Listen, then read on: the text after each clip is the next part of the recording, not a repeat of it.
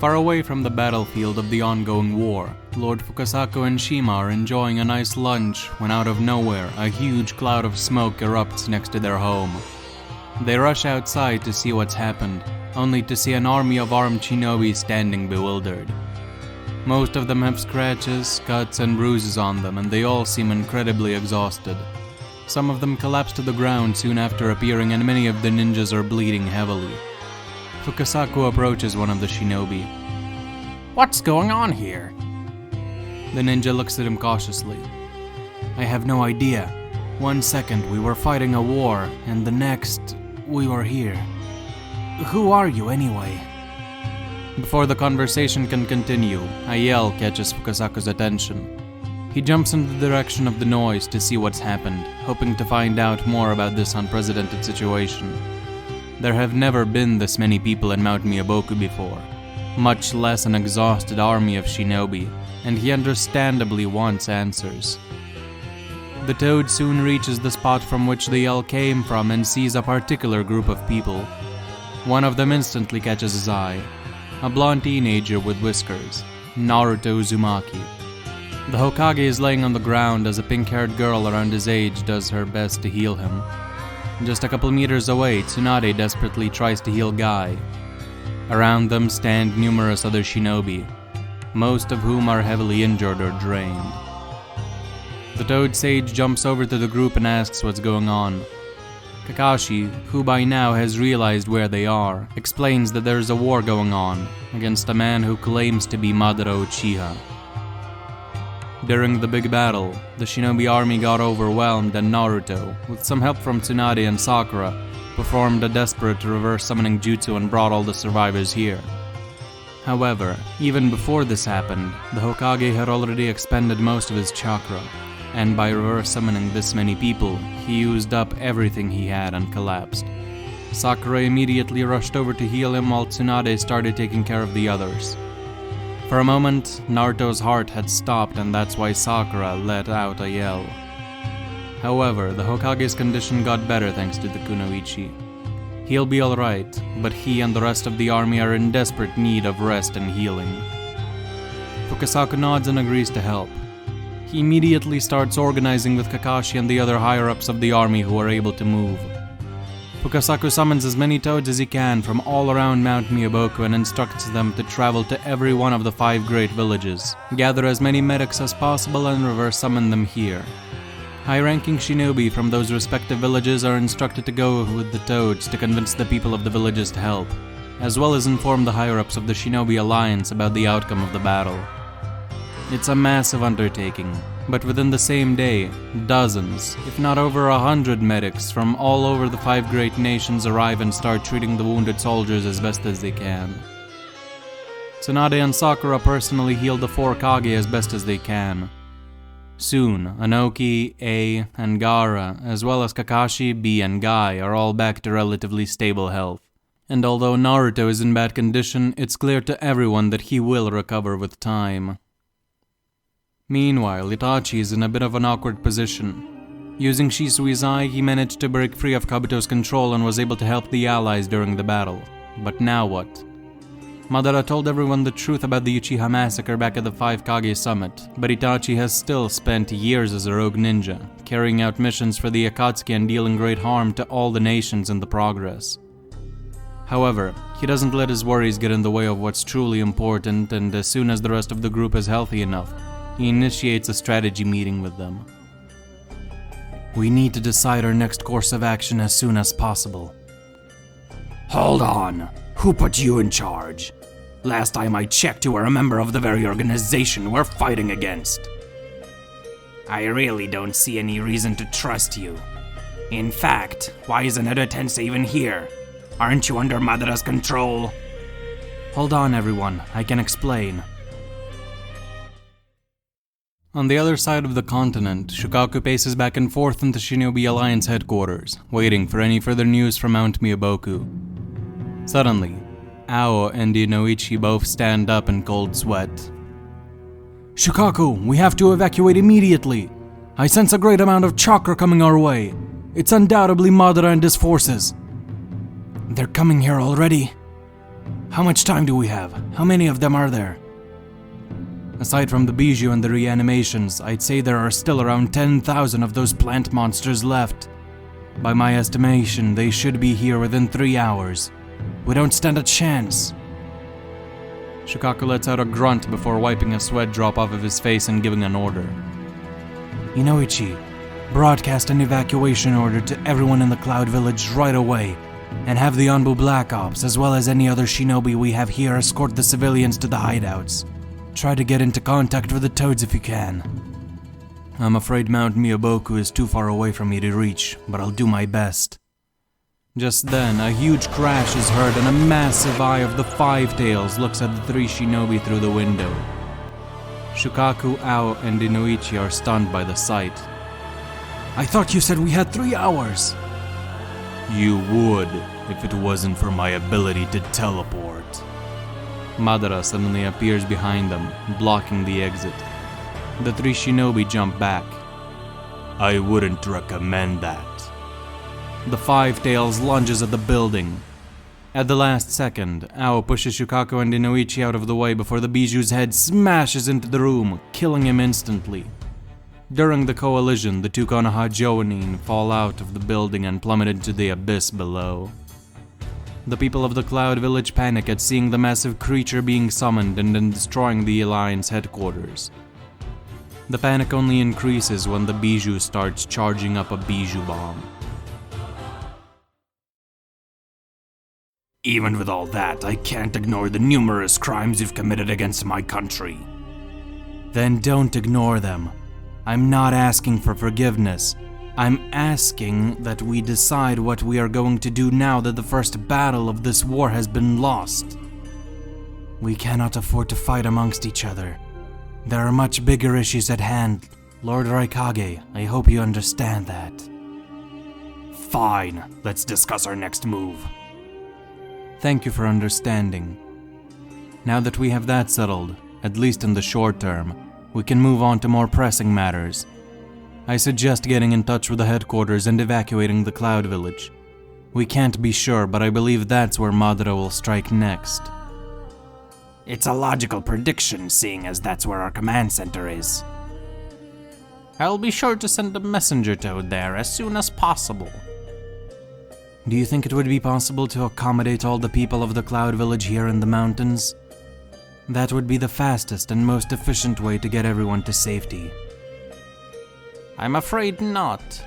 We are already struggling with just the army Naruto boy brought us. Though I could try to reach out to the others and ask them to help out. The others? The slugs, snakes, hounds, cats. Every other creature you humans summon into battle. Would that work? I'm not sure, but I will do my best. The Toad Sage makes a hand sign and poofs into a cloud of smoke. If this indeed works, we need to go to our villages and convince the people to comply with the animals. I'll take Urasuchi, Kitsuchi, and go to the stone. Kakashi, Guy, and I will head to the Leaf. With all due respect, you're needed here as a medic right now. Guy and I can handle the evacuation. I recommend you stay here and assist in healing our forces. I'm going to the Leaf too. I don't think that's a great idea. You're a wanted criminal to them. Not to mention the fact that you're a dead man. That would only cause confusion. I won't be assisting the evacuation. I'll be talking to my brother. I want to see him in person. Alright, we'll take Yamato with us and have him lead you to Sasuke's cell. After that, he can assist with the evacuation. Itachi nods in agreement. I'll take B and go to the cloud. What about me and C, boss? The Mizukage is no longer with us.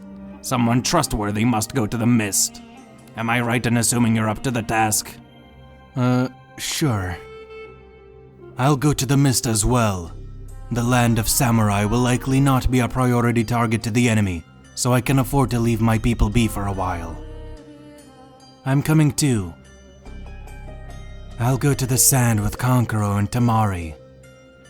I want to help out too. Seems like we have our teams formed. Now we wait for Fukasaku to come back with the assistance he manages to gather. Unbeknownst to the group, far away from their current location, Madara, Kabuto, and Kisame stand over the charred remains of the village hidden in the clouds. After realizing what happened here, the Alliance will surely move to protect the other villages. Kisame, take some Zetsu and head for the mist. Kabuto, you and your Edo Tensei head to the stone. I'll take care of the leaf. I have unfinished business with a certain traitor that's being kept there. Destroy the villages and wait there for Naruto to appear. If he shows up in either of your assigned locations, summon me immediately. Got it. Consider it done.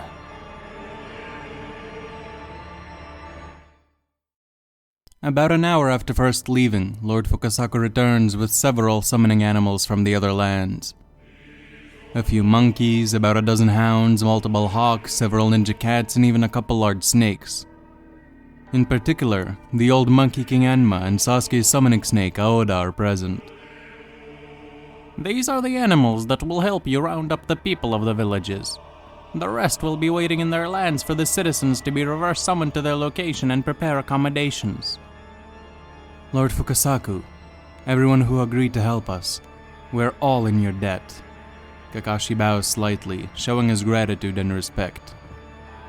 Come on, let's get moving.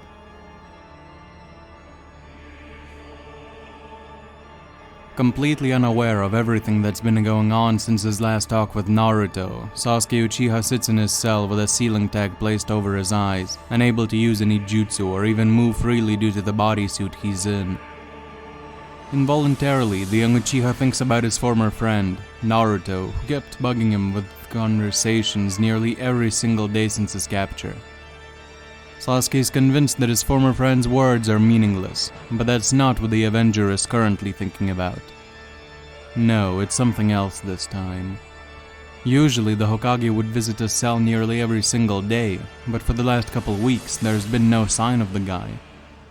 That's strange. Sasuke wonders if something could have happened. He tried asking the guard once, but didn't get a response, so the Uchiha is left completely in the dark. Suddenly, Sasuke hears the guard shout something out. A quick flash is heard and then, dead silence.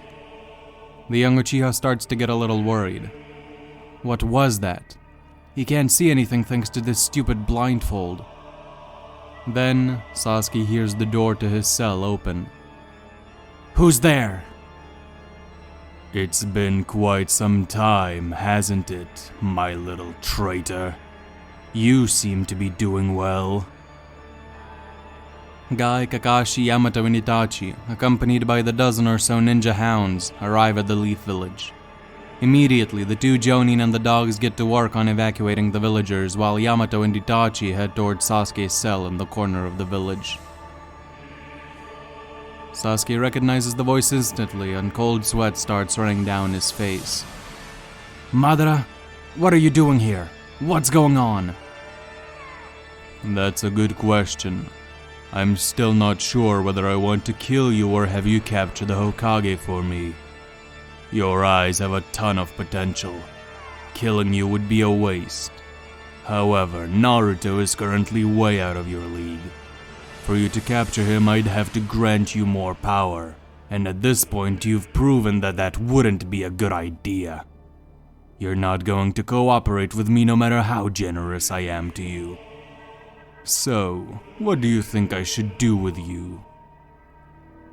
Sasuke stays silent, not moving a muscle. As uncooperative as ever, I see. Very well.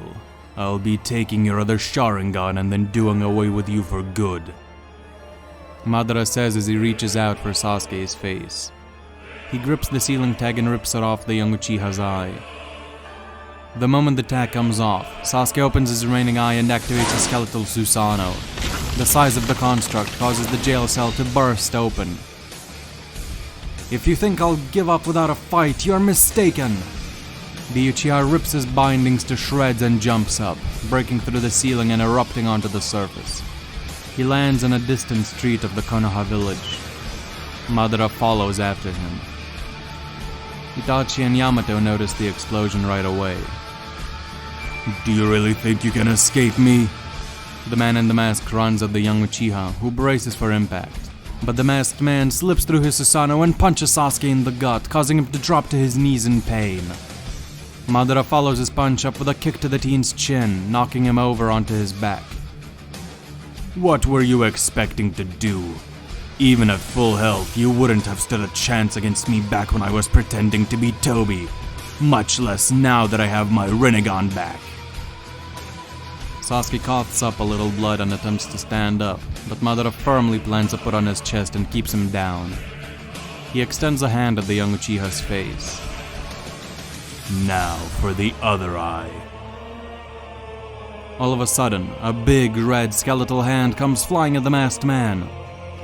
Madara notices the incoming attack and phases through it without much effort, but in turn, the hand grabs Sasuke and carries him away. Wooden bindings then emerge out of the ground in an attempt to pin Madara down, but the man effortlessly jumps out of the way. Sasuke looks on, more confused than ever, as Itachi lays him down on the ground next to Yamato and himself. I won't let you lay a finger on my brother, Madara. Itachi Uchiha. The fact that you're here probably means that the others are nearby too. Where is Naruto Uzumaki? Itachi doesn't say a word. Instead, he deactivates his Susanoo and prepares for battle. Not going to tell me anything? Well, it doesn't really matter. He'll show up eventually. You have always been a thorn in my side, so I'll take this opportunity to do what I should have done a long time ago and end you myself.